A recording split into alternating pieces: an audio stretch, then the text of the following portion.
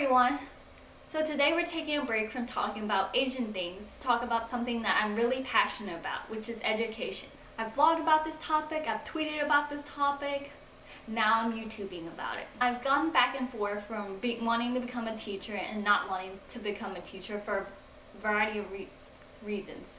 So 2 or 3 years ago I had the decision to make whether or not to apply for a 5-year teaching program, and ultimately I decided against it because I wanted to make a bigger impact.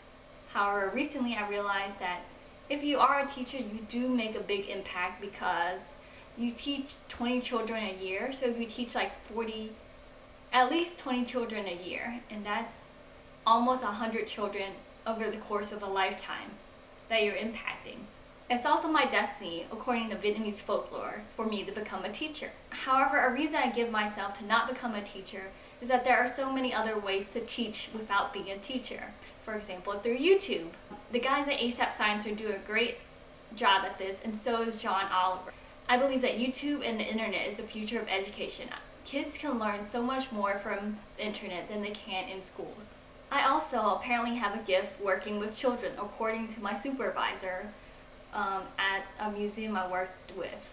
Being a teacher would also mean that I would have a stable job, albeit one that doesn't pay a lot, but one that does come with benefits like summer vacation. I also have some great ideas I want to implement if I were a teacher. As a teacher, I would like to teach children stuff beyond the textbook. However, with standardized tests, teachers can't do that and have to teach according to the test, which really sucks. However, I also agree that the curriculum should be nationally standardized all over the nation, because which would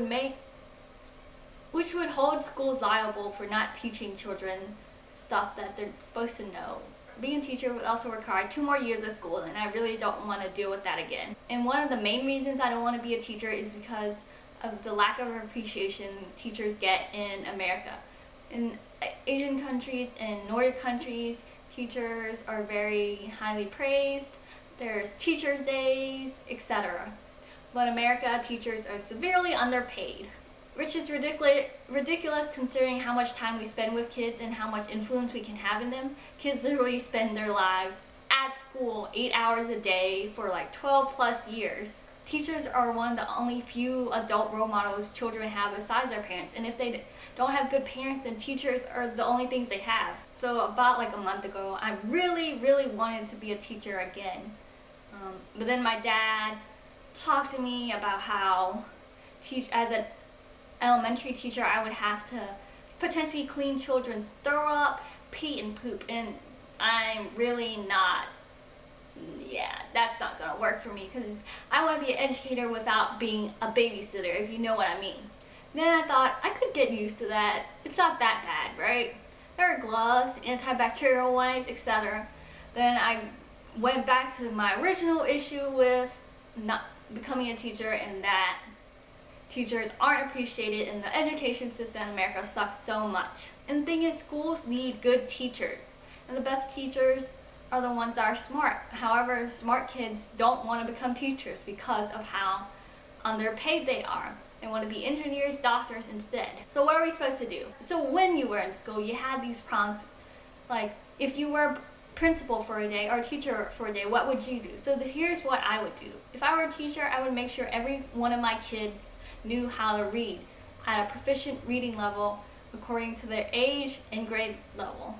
I, for example, was taught to read by my parents even though they didn't know English, and it's like one of my fondest memories of my mom reading to me and my mom and dad going to the librarian in elementary school telling the librarian, because I had checked out this book that she had laid out on the table for us to read, and it was too hard for them to read because they didn't really know English. So they talked to the librarian.